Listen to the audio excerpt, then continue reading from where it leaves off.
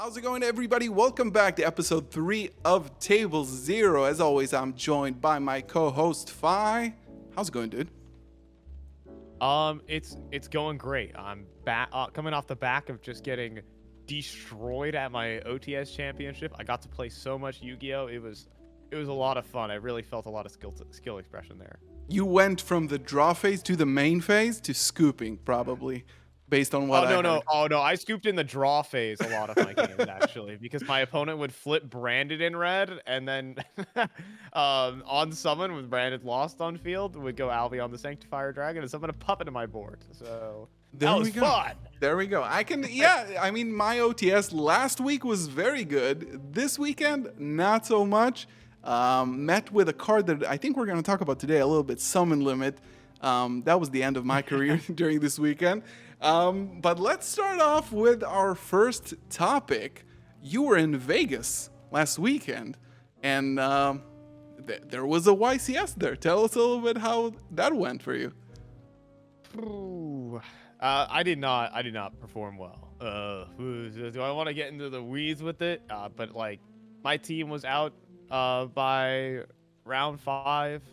Mostly, there was a lot of like, for one of my teammates in both of our losses, I just kind of like looked over to the right side and just like had a completely unplayable game state. He got shifted twice by Keshtira and had a completely dead hand. So I'm like, well, that game's over. I played an unbelievable amount of Voiceless Voice in my early rounds, Whoa. which was wild.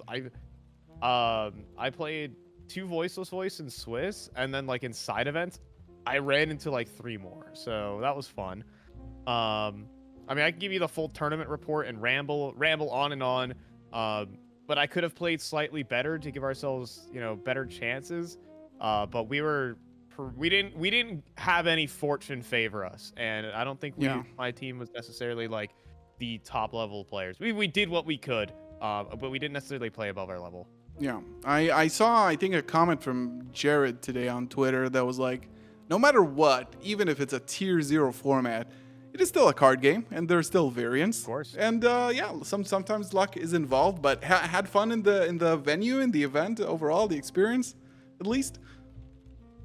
Yeah, totally. I don't think I played good Yu-Gi-Oh at all that weekend. I don't think I've even said what deck I was playing. I was playing pure Snake Eye, and I had a really good like deck list. But I think the overall problem that weekend was I just didn't spend enough time playing. I spent so much time theorying, and I just needed to actually, not that I wasn't like unfamiliar with the cards, but it was very like small mistakes or like getting into weird game states and like having to find out, okay, what's the goal in this game state to try and like get me out of it.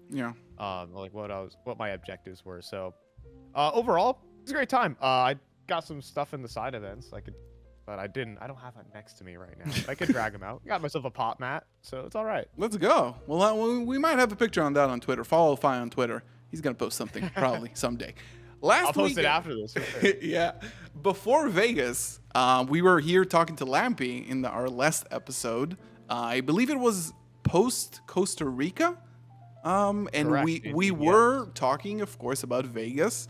And I think our first topic is kind of like, I mean, Snake Eyes is here, Fire King is here. It's absolutely tier 0, as everybody could have imagined.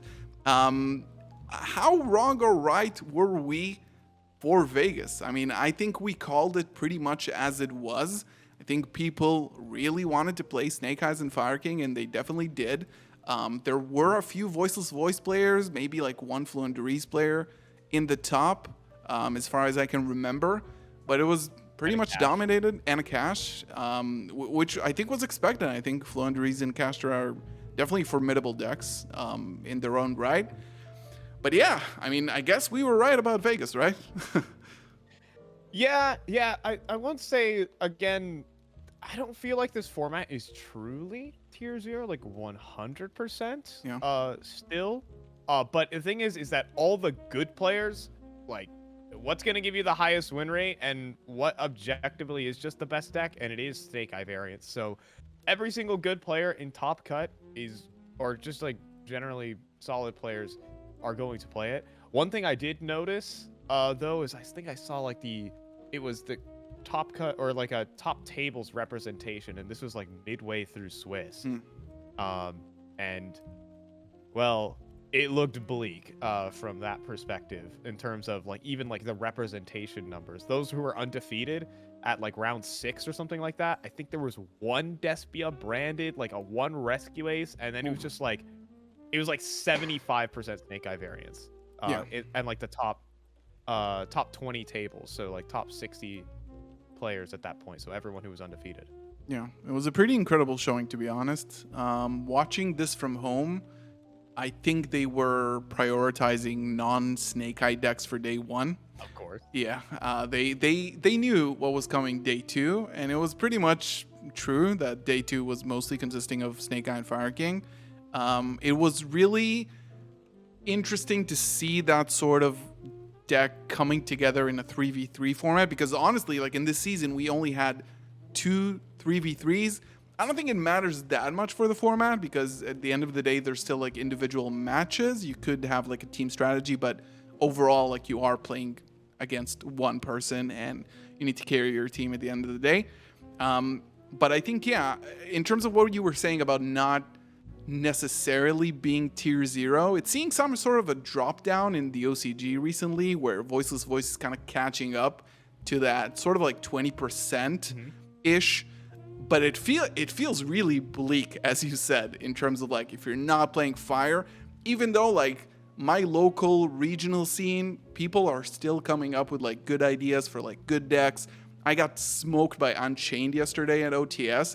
They had like Ultimate Slayer, just outed my board completely. If you don't have like negates, if you're not playing like pure and you don't have the synchros, then it's kind of hard to deal with those board breakers. But yeah, I mean, Fire King, Snake Eye, it's a thing right now. Yeah, I will say that Voiceless Voice is a very good deck, and I think it did see a lot of representation. I think along like in kind of like my crowd of duelists, which are like, you know, players who are not necessarily like topping every YCS, but like in the mid-range of people who just don't want to play Fire. Voiceless Voice is actually just a very good pick. Yeah. I think people are trying to find the right list or how you should play the deck. But I think that deck is exceptionally strong, because once it gets set up going first, its board is very difficult to break. And typically you can't OTK them, so that you get into a grind game, back and forth, here we go. I personally enjoy playing against that deck, and I also think it's a pretty good deck. Yeah. So what other topics do we have for the intro? We have a word here, starts with a G, continues with an O. We can talk about that for a bit. Oh man, yeah. Wow, my opinions on that. You know, I think that. So first, for the listeners at home, the goddamn incident. Tell us a little bit about that. Okay, so for those who I won't even say they've been living under a rock, because maybe you don't really understand the full story. You just see like a tweet from Team Samurai X1 that says "goddamn," and it's like, what?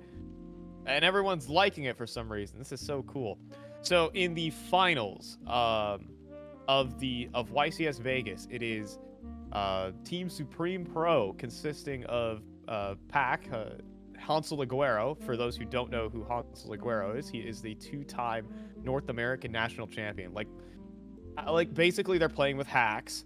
And then there's Sam from Team Sam X1. You know, your favorite Blue Eyes deck profile maker. Hey, he's a winner of an invitational YCS, a remote invitational in COVID. I'm just saying. That's true, though. Not Shout out to him. He's a bad player at all, because for him to be on that team, you know, he has to go into the dojo with some of the best players in the world. Yeah. So, really sick stuff. But his opponent, I believe it was Haitham Jawari, activated triple tactics talents during the finals, and Sam went ahead and, in response to his triple tactics talents, uttered the words "goddamn," and that got him a game loss. Yeah. So, yeah. And then the discourse ensues, because you're in a finals. Why are we getting game loss over language in a finals? Just at least give him a warning. I've seen it happen before where people have gotten game losses for language, but they're not like bad mouthing their opponents or anything like that. It's nothing unsportsmanlike. Yeah. It's just, but weirdly enough, I can see why it's something they do need to do to preserve the sort of integrity of the game. Yeah. And like, you know, I- ruling that they think. There are arguments against it. What I saw from, I think Josh was talking about it like a day after the YCS. He said he I don't want to go into the rumor mill here, but he said he's spoken to Pac actually, and Pac said that in a previous round, he already got a warning for language. Now, language, it's probably like under one of the categories in the policy. Like the policy, the Konami tournament policy is like extremely detailed on like what you can and cannot do, and you will be surprised of the things that you cannot do or that will maybe result in a game loss or warning. So what he said is that it already happened, and this was just an upgrade. Like every time, like if you're not familiar with like tournament policies, you can get a warning for something. If it's maybe like a repeat offense, then you might have that additional warning upgraded to a punishment, like a game loss or even a match loss at sometimes. So either way, I think it's another, like, it's similar to how I felt when Paulie Aronson got suspended, which was a few months ago. I was like, Right. you are just shooting yourself in the foot by doing this. This will not result in anything productive, especially when it's like, you know, if this was a random like duelist, maybe this would have gone under the radar. No one would have even known about this. But starting off the finals with a loss from like such a prominent figure like Sam, and again, I'm not even sure, like this is not unsporting conduct. So for me, it was extremely weird and another showing of Konami just like not understanding the world around them. Like they think they are in this perfect bubble with their rules. It happens a lot. I think it happens a lot with marketing. So that's kind of my opinion on it. Yeah, I mean, first things first, things should be done to discourage this kind of thing. Obviously, you're doing this on stream, and you're a reputable figure, and Konami wants to keep the branding of their game under wraps. And secondly, again, it really is like just because it's Team Sam in the finals doesn't mean that they should stop enforcing some of their rules, and such. Like I remember this happening at like, was it YCS Richmond, that Unchained one, if I'm getting this correct. If my memory serves me correct. Yes. Indianapolis was won by Santoli. And there were a ton of just illegal plays that were happening in the finals of that event. I remember because the guy was nervous. It was this Unchained mirror, and this guy was like first YCS top ever. And it was his first YCS top ever, and now all of a sudden he just like made it to the finals, and he's like misplaying left and right. He made like a couple of illegal plays or something like that. I think he summoned like an SP under a fiend lock from Muckraker or something like that. And he almost got game lost in the finals for it. Like you should still be giving out warnings as accordingly, no matter what the situation is, because you still have to maintain the rules for everyone. Yeah, I'm not saying that Sam should have gotten a pass because he's Sam. I'm just saying that I think the rules are like extremely strict at sometimes, and I also understand it. Like there is a brand, it is a children's card game, it makes sense. I'm just saying it's not like it's another case where you look at it and like Konami being Konami, giving game loss to people in the finals for like saying goddamn, which is not even like, you know, some will consider it a little bit offensive, but some probably won't. But that was definitely an interesting and extremely funny part about this tournament. Unfortunately, that team didn't end up winning, which was I think it was a huge achievement. Like that team composition, it was extremely strong, and it was a very good finals. And I think this will segue us into our next segment, which is the format snapshot, where we actually talk about what's happening right now. Why won't you start us off here, Fi?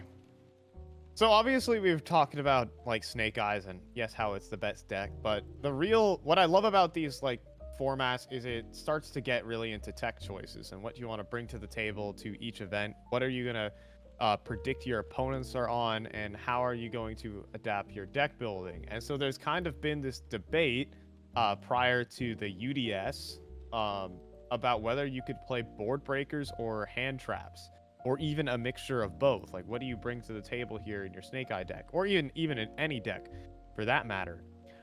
The format right now is, I think I didn't see a single list that was playing a high amount of board breakers. I think I saw maybe one that was playing enemy controller in it. Other than that, it was just, you're playing 18 hand traps and cross out designator. Have fun. That's a bit rough, I think, for a format where you have to go in this direction to like wish to see like 2 hand traps in your opening hand. Otherwise, it's like a lost cause. Even though I'm still like not 100% sure that board breakers or some mixture isn't the approach, and I think some Snake Eye duelists actually went to like more of a balanced approach. I did see some droplets, econ, stuff like that. Talent is still a really good board breaker because it can do a lot of stuff, but still like it's weird. We talked about it last week or last podcast with Lampy, where he was like, I don't remember, or it's like weird to me to see a tier 0 format with like 15, 18 hand traps in the main deck. It's just weird. And the deck is so extremely powerful right now. And yeah, people are just like maxing out on hand traps, and it's not extremely fun.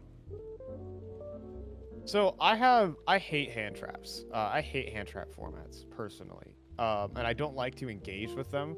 I tried playing, my list for Vegas was board breakers, by the way. I should mention. Yeah. Was it the right call at the end of the day? It was, the deck was spicy. I'll just list off the non-engine. It's a standard pure Snake Eye list, but playing Droplet Econ Talents, and I'm also playing Saravis, the Ancient and Ascended, because I'm expecting 9 targeting hand traps in the format, and I was 100% correct. Yeah. Problem is I didn't play a single Fire Mirror, so because you lose round 1, you're not guaranteed to get those.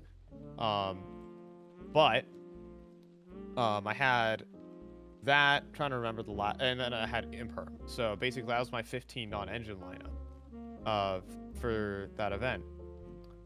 But why I hate hand trap formats is because you can basically, like, before a game even starts, just if your opponent is a moderately competent, knows how to hand trap the right choke points and all of that, and like can play around the punishes and all that stuff, you can just compare hands at the very start of the game, and it's like, okay, I opened a crossout to beat your hand trap, and I have like 3 cards of engine. Maybe I opened 2 extenders to beat your 2 hand traps, and then like you lose the game. Or if you open no hand traps, I build a full board, and I have like 3 hand traps to back it up. Like it feels very unskillful when it's supposed to be a very skillful format, because it's all about hand trapping your opponent to death, and I don't like that. I like going for board breakers and playing a bunch of cards that like Droplet Econ that can dodge these targeting hand traps, like an Imperm or a Veiler, and trade into the field effectively. So that was at least the theory behind playing board breakers. But in reality, obviously playing hand traps was the right call for that event. Yeah, the comparing hands thing is definitely real.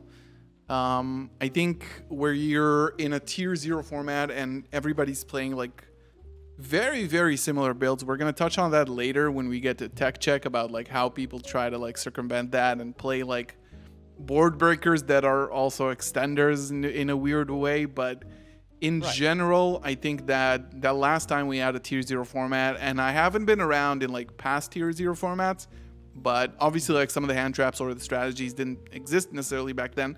But when you had a deck like Tier Elements, you had 40 or maybe like 37 extremely good engine cards where you didn't really need any hand traps because, one, those weren't necessarily effective unless you're talking about like strictly like Dimension Shifter or something like that, which was, tier players couldn't really play. But overall, that was incredibly skillful because you would, first of all, the deck was designed in a way where it can usually play in the mirror really well in turn 0. Like both players could play really well. Millers, like you had to make a decision. Are you going to mill me knowing that I could be on tier limits as well? Are you going to set up a dweller before that or something? Which thankfully, by the way, we don't have that in the format at least, which is like the silver bullet that your deck can run in the mirror. I am kind of thankful for that in most cases. But in tier limits, it was basically turn 0. It doesn't matter who wins the die roll. We both play. And it is definitely like a show of skill because you have to break the board using your engine correctly. Or play better on your opponent's turn if you're like talking about like a Havness or a Miller situation where you get to play. In this format, the way decks are built right now, you have a pretty like, half your deck is like engine, half your deck is non-engine. Your engine is extremely powerful in a way that one card combos generate a ton of advantage. So the engine can be small, right? You have your Ash, you have your Bonfire, you have your Bellstar. Basically, you get to any one of these points, you can play, and the deck provides a significant amount of value from it. But on the other hand, and that's like the other side of this, hitting those choke points, especially if you have more hand traps in your hand, could lead to just like non-games where, Ash, hand trap, I can extend another hand trap, pass to you. And maybe you also have like one starter, and if I hit that, then you pass back to me, and so on and so forth. And then it's like, it ggets into the weeds a little bit, but then it turns out to be like who has like the better engine pieces in their hand. Like who knows it might come down to a bit of a top deck war then, and it just like, why should it get down to this point? Again, I just don't want to engage in that kind of gameplay.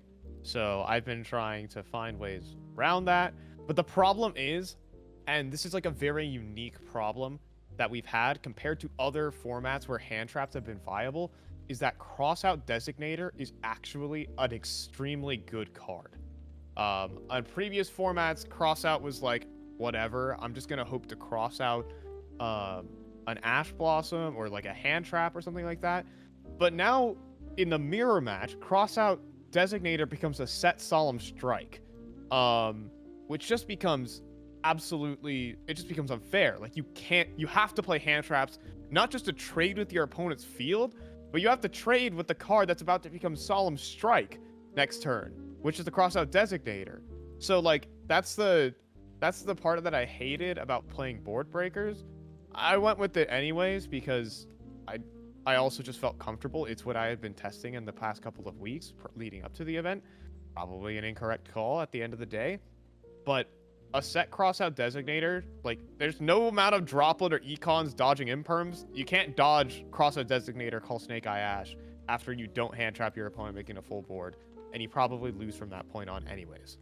Yeah, the card has been contentious a lot, and it is like a staple in the OCG because of Max C, and it's such a powerful card, and like unmanaged, and it's really weird that you would think about this card, Crossout. It's been kind of tame ever since its release in the TCG, relatively, again, as you said, like, you would play it in things like Branded, where you can hit the silver bullet that kills your deck, or going second, maybe hit a shifter or a D barrier. A lot of people used to do that just because it outs any card. And if you prepare correctly, then you have a negate for a card, which is really good.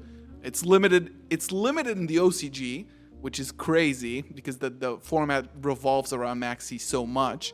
But here now in the mirror match, it's a first time, like, again, I have to make the comparison to tier format where you just didn't need, like, screw Crossout. I don't need Crossout. I have I don't want to negate my own cards as well. But it's similar to the floodgates that are seeing play now, like Summon Limit Anti-Spell. I mean, I will play through my floodgate, but you won't play through that floodgate. And in that sense, like, Crossout becomes some sort of a floodgate in this situation because it just kills your deck, whichever card I need. I have all the cards already in my deck. I don't need to side in anything. Yeah, it makes me like kind of reminisce the sort of toss era of Yu-Gi-Oh, where all these decks were like super insane. Like for the time period, like looking back, if these engines were like again, Orcust at full power, like these days, might actually be like a decent enough deck. Maybe it doesn't. I mean, it just theoretically has infinite advantage. Like full power Sky Striker would still be a decent competitor today. Danger Thunder Dragon is literally a 2024 combo deck that released in 2019 for some reason. And but like the thing is that was with these decks that almost made them feel fair is that they actually required you to play like 37 cards of engine, except for Sky Striker, and maybe Salad. But like those, it's like you wouldn't like be drawing in all these non-searchable engine, non-engine cards. Now when you play enough, it doesn't really become like sacky because you play 15. You're playing a ratio that is optimized to draw 2, but when you enter into this format where it's just all engine, it kind of all of a sudden becomes less about what specific non-engine cards you draw, and more just like how good is my engine, which I kind of miss that sort of like engine versus engine Yu-Gi-Oh, because that just feels like the most skillful, unique interactions that are happening across the board. Yeah, I definitely agree. I think like to wrap up this topic in today's show, I think that it's a little bit more disappointing than I had imagined for this format to be. I was really excited. I'm still really like enjoying the games because I do enjoy like playing a really high powered deck, but I still like as I play the deck, I feel that it like the hands that I'm drawing because of all the non-engine and the hand traps, kind of everything like funnels down to like a Snake Eye Ash, and it's, I don't know, it doesn't feel especially good and skillful, like hand trapping your opponent twice, having them pass just so you can full combo, hopefully, or just like get hand trap back, and it's a little bit disappointing, to be honest. Yeah, that can happen, and that's the annoying part. But like people are trying to find ways to play other extenders, or just play again, go for the board breaker approach when going second, which is interesting. But yeah, it's something I think that'll be figured out, because I don't think we're just going to be in hand trap format forever. People are going to want to try and find ways around to beat Crossout Designator. I already can foresee people just playing Tactics and like 3 copies of Tactics in their main deck again. They were doing it before the UDS, and afterwards everyone saw like, oh no, not everyone's playing Tactics in their main deck anymore. Probably should toss that one back in, guys. But yeah, let's close the book on this I hate hand trap segment. Let's get a move on. What else do we have today for the format snapshot? What did I plug in? I think we kind of already went over it. Is Voiceless Voice is the contender deck? I think we kind of already made our point at the start of the show here, but obviously the answer is yes. But the question is to find the right build, the right consistency, and the right non-engine. Because I don't think like the deck can still be optimized. Or like people want to play a branded package. Is that actually a good way to play the deck? A lot of question marks. Yeah. Out there for the Voiceless Voice deck, but certainly with potential, and it has new support coming. I forgot to mention as well. Very like mild support, to be honest. Like I'm a little bit disappointed that the support is like seeing it's 2 cards basically in Legacy of Destruction. There's a new Saphira, Retrain Ritual, which like hand loops, draws, stuff like that, which nobody plays. Nobody plays. And they have like a quick ritual continuous spell, so you can have another target for low, which is pretty cool. I'm taking Voiceless again to locals this week. I've had it with like 2.5 weeks of Fire King. I'm done. I need to put these cards away for a little bit. I need to play Voiceless. I'm really hoping to have because I enjoy playing that deck honestly more than Fire King. I've never actually played combo, so it still feels weird to me. I like to play like a tight control deck, and I've seen like branded fusion being used honestly for good. No Jougans and stuff. Just like send a Saphira from the deck. It's freaking free. Yeah. Yeah. I mean, it's so good. It's You should. so good. That's actually Try how you it. should use it. Yeah, try it. Because what? Because you're gonna draw a Jaugen the Spiritualist, and you're like, what is this guy doing in my hand? Yeah. So that happens everyone always too often. when people deck build with the Jaugen stuff, it's always like, I hate it when people are like doing this like, oh, let's just throw an FTK package into my deck, and it's like, yeah, at locals in 4 rounds, yeah, you'll probably never get punished, but you know, when you enter like a big tournament or a regional, you'll wonder why you're like, you know, X2 around 6, and struggling to reach the top cut because you drew Jaugen a couple of your games, and that's just a brick. You know, this guy is bad mouthing Jaugen, my boy. You be careful there, sir. I hate. There's just so. Why are we playing FTKs? Like, your deck is good already. Yeah, your deck is an FTK. Like, why? I guess. I mean, some decks are FTKs. Just build a board, and that's pretty much it. Back it up with 2 more hand traps. I think we're gonna move on to the next segment, and that'll be tech check. And I think we got some exciting things that we saw in Vegas, and a little bit outside of Vegas as well. But I think we're gonna start off with, I think probably the hottest one that actually made it to the topmost table, which is Lullaby of Obedience. It's a pretty old card by now. I think originally printed in the Kaiba Legendary Collection or something like that. I believe the effect is, it's a normal spell. I believe you pay 2,000 life points, declare a monster card name, and then your opponent can choose one of these 2 effects. They either special summon if it's in their deck. If it's in their deck, and they're not lying to you, and it is in their deck, and they're just saying that it's not. If it's in their deck, they can special summon it to your field or add it to your hand. Now, originally, I'm gonna plug my own series with Meta Duelist. We were, I have a series on my channel. If you haven't seen it, we're doing a meta forecast for the OCG every couple weeks, and I've been really enjoying that because that actually allowed me to see all of these way before they actually made it to the TCG. So every time something like this comes up, I see it on a list, I'm like, hey, wait a minute.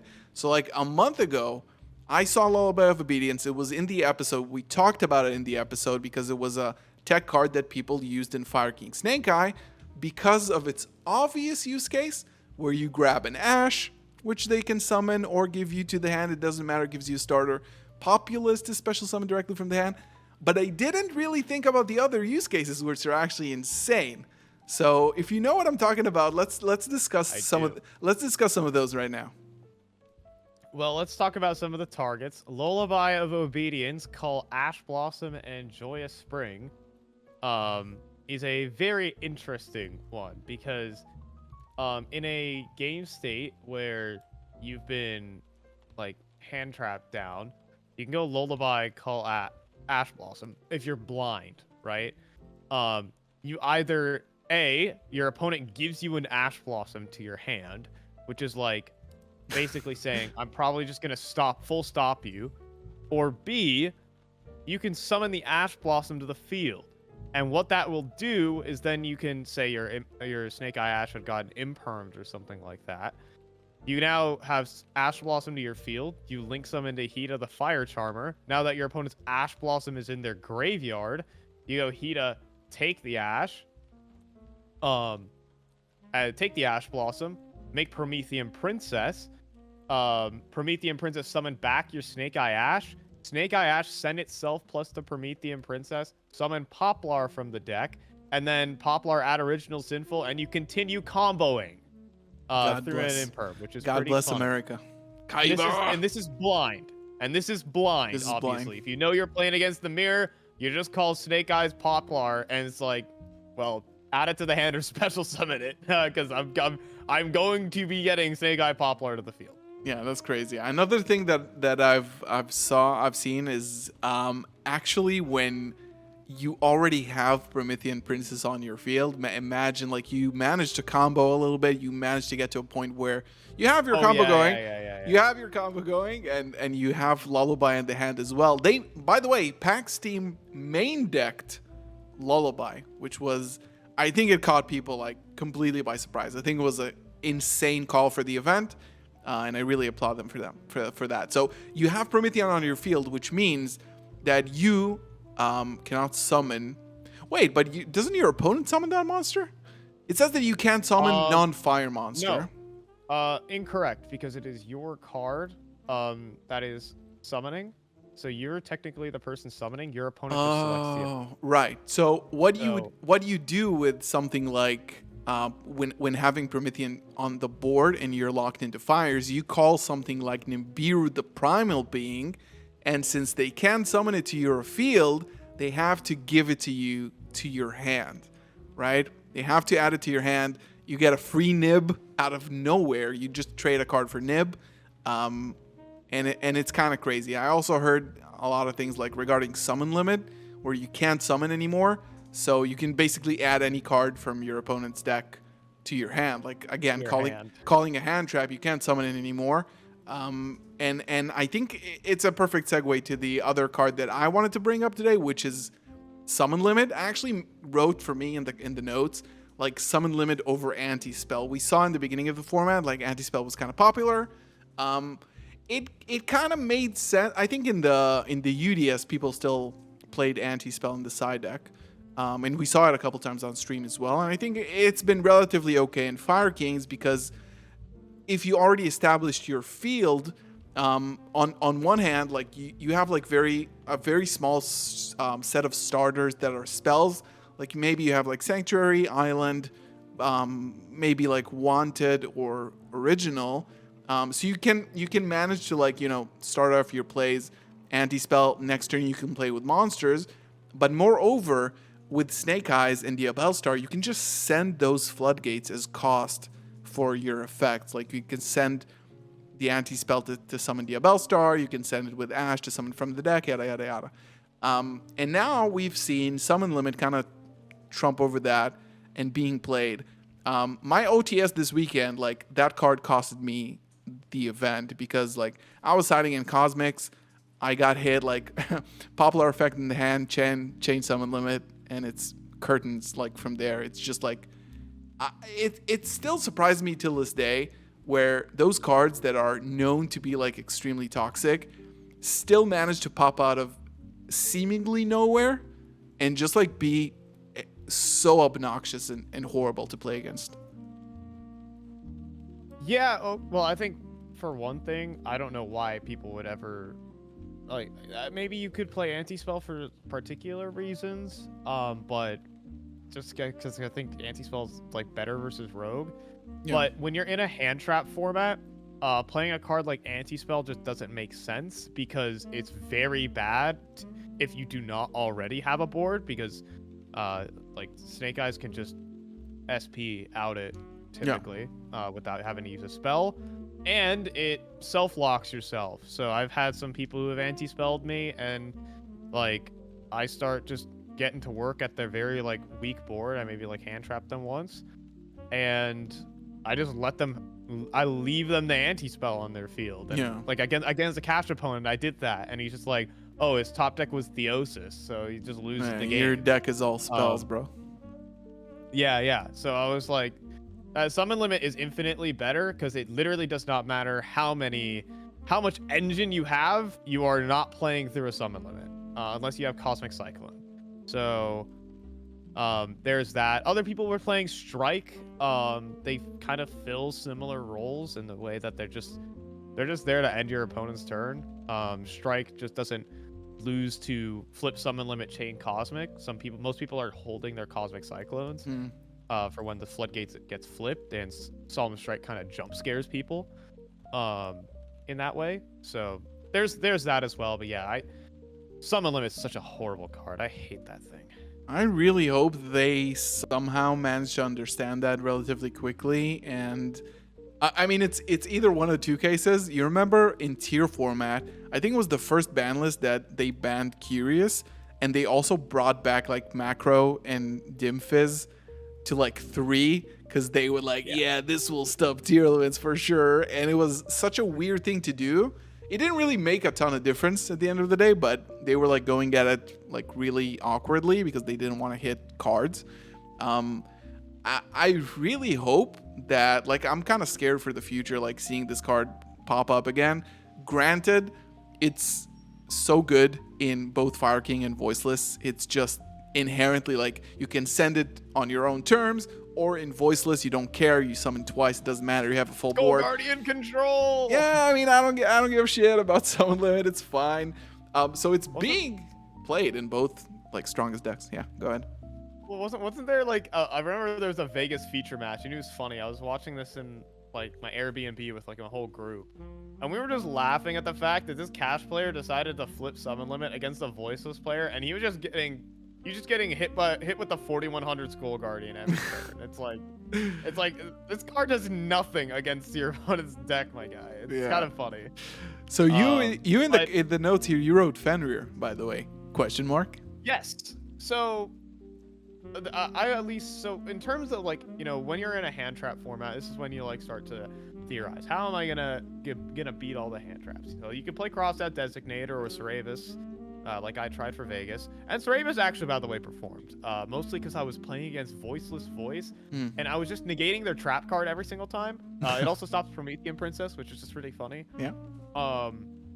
But I was just like negating their trap. I negated the trap card like 4 times with Ceravis over the course of the tournament. It was like just so weird. But anyways, when you're in this hand trap format, you play these cards that try to beat it.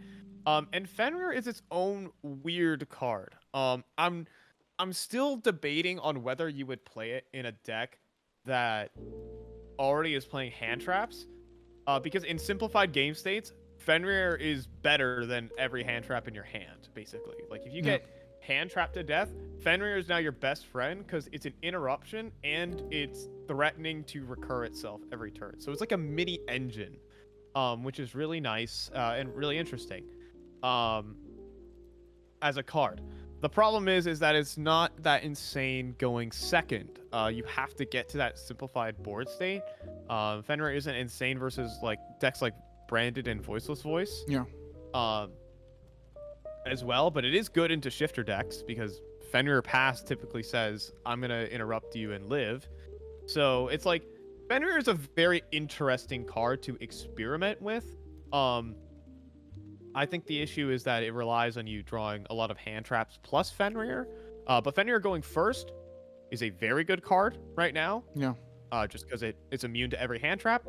And going second, it's a little awkward applications, but I think I just need to actually like play test it to see if it's good. But this was my theory for Tech Check, is actually Fenrir being a better card than most people give it credit for. Yeah, I think going second and could force out like a princess awkwardly because like the moment that card hits the board, your strategy shifts significantly in terms of like, okay, I have this thing that I have to take care of.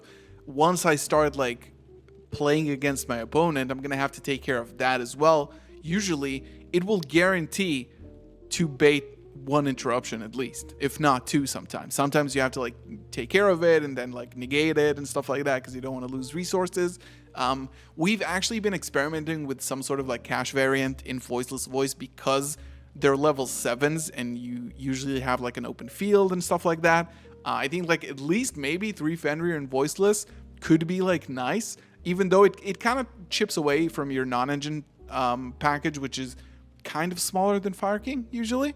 So you have to take that into consideration, but that's definitely an interesting tech choice. I think because we're almost running out of time, I think we're gonna head over to our radar because my boy Fi wanted to mention. I don't know if you're watching on stream, but we have our background for this episode is Ultimate Falcon. I wanted to tribute this to you, the Raidraptor lover. Look, I don't like love Raidraptor or anything, but I think it's a super cool deck that maybe not in this format, and this is also why I kind of like. Sorry, I had this thought. This is going to be an errant thought, but it will eventually tie back into this. Yu-Gi-Oh is like Yu-Gi-Oh decks, like, or metas in general, always go to like this unexplored phase because to be honest, because good players have better things to do. They want to just play the best deck, and if they know what the best deck is, then they're just gonna play the best deck. They're not gonna like try to be wild and have fun, because winning is a priority. Like if you spend money to fly out to an event, I'm going there to win, personally. But there are these other decks in the format that these exceptionally strong players won't pick up and optimize. And I feel like Raidraptor, maybe not for this format, because Fire is just objectively a really strong deck. But in the near future, I feel like Raidraptor could be a very strong deck. For those who don't know what it does, mainline combo just like spits out 3 towers, depending on how you want to make your interruptions. It could also be just like a complete board wipe during your opponent's turn. It's sometimes difficult to hand trap as well. Like everyone says, oh, if you just drop Imperm on the Raiders Knight, well, what if I already have access to Raiders Wing? Then what, right? Now my whole combo is insulated from infinite impermanence, because Raiders Wing says the Xyz monster that it's used to make it with cannot be targeted by card effects. So it is a very interesting deck to where if good players find ways to optimize the deck, and you know, you can kind of save it, keep it in your back pocket for a future format. This is a deck that actually has the potential to be a very dangerous combo deck. I'm scared to death about this deck, to be honest. If you guys at home listening don't know, because I played against it sometimes, a few times, and it was scary. It was definitely scary because their end board is, like Fi said, they have like the new rank 13 towers, which on summon is like a board wipe. They have, of course, like Ultimate Falcon, which we all know is like a towers that, you know, 3,000 attack, I believe. So it's not trivial to get over, especially, by the way, for Fire King.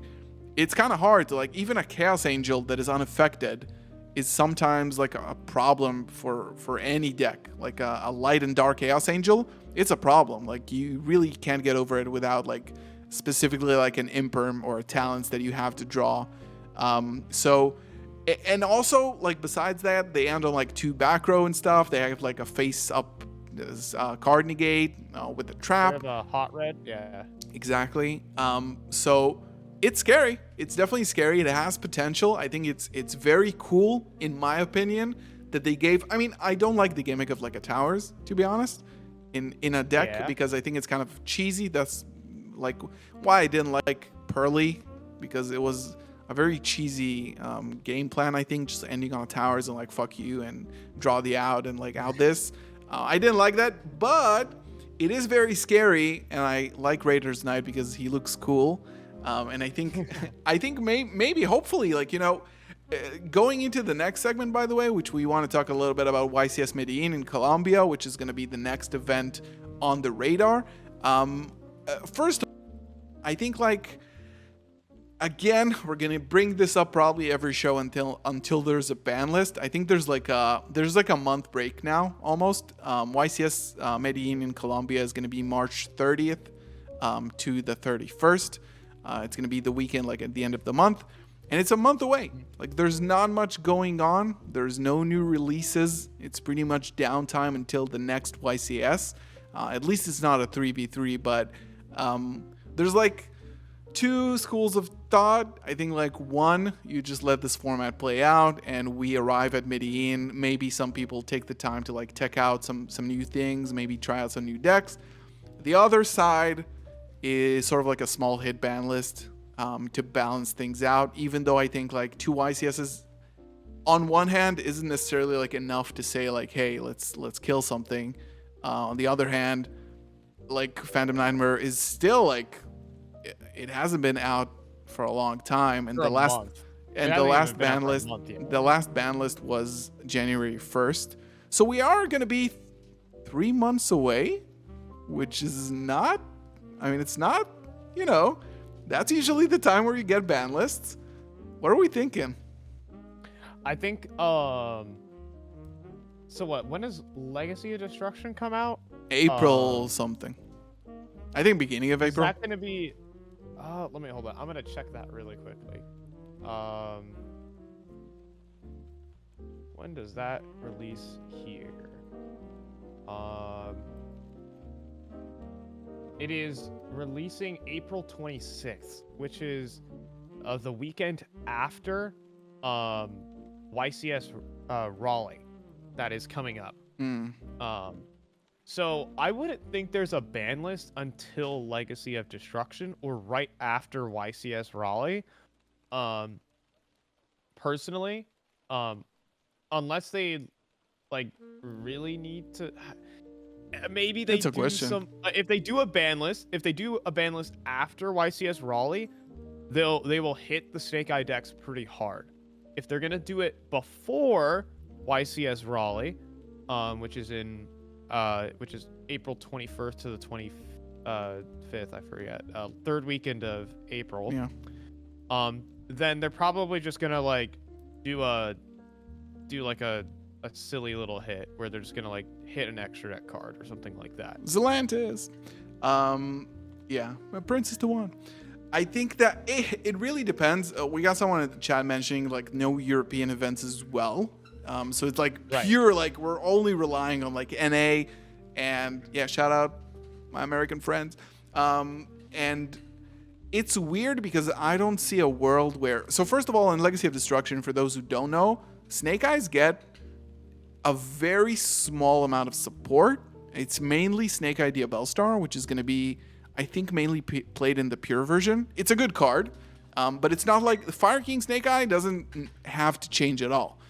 Because nothing actually moves. No other strong decks get support besides like Voiceless, which gets, again, one card. Based on the meta in the OCG, nothing is really moving in terms of like the top decks. Mind you, in the OCG, Fire Kings still have not been hit. Even though it's like different ban list philosophies and strategies, they have still not been hit on the ban list. But I'm also a little bit worried. I think like this window of a month up until Medellin, it's like really sus, and it's either like nothing changes, they leave everything unhit, but I do agree, like if there's a ban list, it's something like the Curious ban, even less. I don't think it's gonna be Snake Eye Ash to 1 yet. I don't think it's gonna be yet, but I'm willing to be surprised. Hopefully it doesn't happen, but maybe, I don't know. Remember, a Shizu tier lasted 3 months, guys, and we haven't even gotten through month number 1. So, buckle up, guys.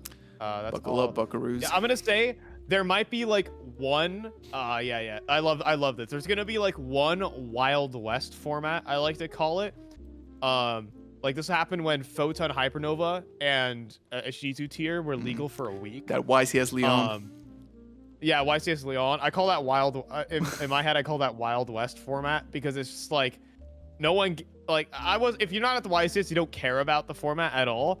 But like I think there was like a VIP qualifier that I had to play during that, and there might be another Wild West format where Legacy of Destruction and Phantom Nightmare are both legal together as like the tier 0 format. Yeah. So it'll be like some meaningless week of play, basically, with those cards legal. Yeah. That might happen as well. Summon limit to 1, praise. I hope summon limit, if they just like posted an emergency ban list, ban all the floodgates, please. Yeah, but what about the hand traps, dude, and crossout and shit? I mean, it doesn't really change anything. Like, Shifter is bad, summon limit is bad, but I don't know. It still doesn't feel like there needs to be like a hit for Fire Kings. Like, Fire Kings shouldn't be hit yet. Even Zelantis, like they hit that, it doesn't matter. Like it just eliminates like one very small part of the deck, which is annoying. Yeah, 2 extra deck spots. I just freed up my extra deck. Exactly, 2 extra decks. I can play Amplo now and not feel guilty. Yeah, this is gonna be it for episode number 3 of Table Zero. Again, thank you so much for tuning in, as always, our beautiful co-host. Again, if you want to check us out, we're going to be on Spotify because Fi is going to take care of that. And we are also, of course, we are also on YouTube. Fi's YouTube is in the description below. So please check out his really, really good videos that are doing extremely well. Thank you so much, guys, for hanging out with us. We will see you in the next episode. Peace, guys. Peace.